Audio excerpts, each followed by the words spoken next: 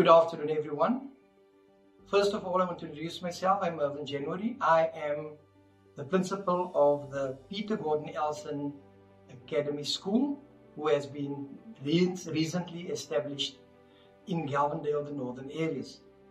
I have retired in 2022, to be precise, the 30th of September 2022, I retired after 42 years in education.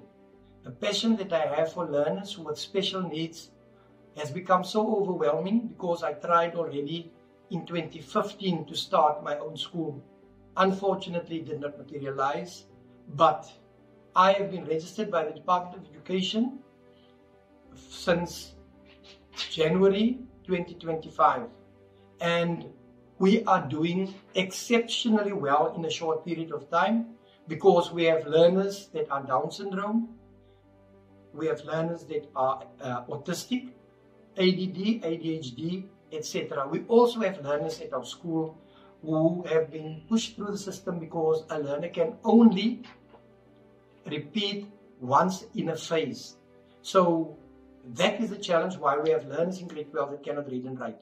The problem that I currently have is we are growing rapidly, but we don't have enough funds to pay for the educators and for essential services for the learners, as well as for the lease of renting of the building.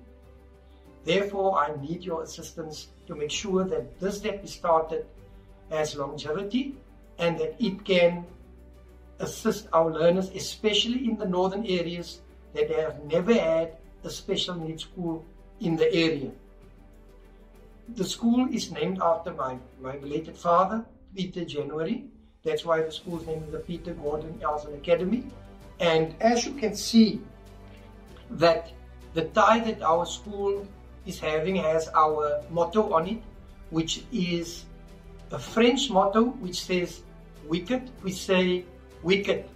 Freely translates to he challenges who challenges himself. And I believe that if learners put the hard work in, then they will be at the end of the day will be successful, because hard work pays off and discipline also pays off.